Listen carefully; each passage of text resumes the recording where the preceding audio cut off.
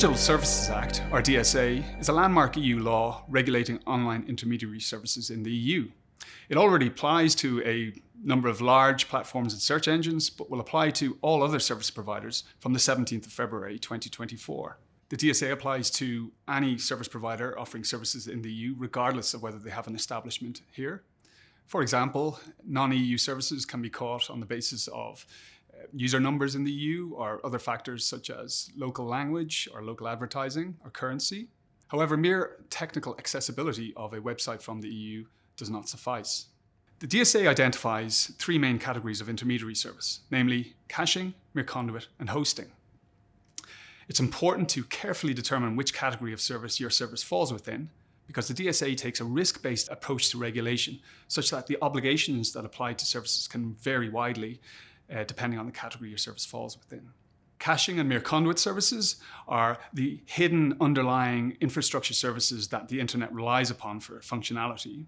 Caching services are services provided with the sole purpose of facilitating the efficient onward transmission of data, such as proxy servers, while mere conduit services are traditional transmission services and internet access services. Hosting services are essentially services which involve the storage of information provided by users.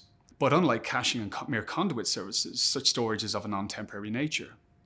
Whilst many service providers rely on third-party storage providers like Amazon Web Services, this does not mean they're outside scope. They will also be regarded as hosting services because they assume responsibility to their users for such underlying storage. The DSA goes on to divide hosting services into two categories. The first being mere hosting, the other being hosting services which also not only store information but also disseminate that information to the public, and these are known as online platforms. Online platforms are a category which include a wide range of services such as app stores, online marketplaces, social networks, and content sharing services.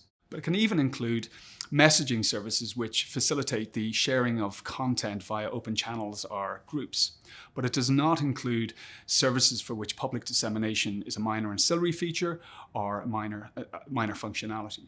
Finally, the DSA reserves its most onerous obligations for what are known as very large online platforms and search engines, which are services which have at least 45 million average monthly active users in the EU. So if you have any questions or concerns around the application of the DSA to your service, please do feel free to reach out to a member of our DSA team here at MHC, and we'd be happy to assist.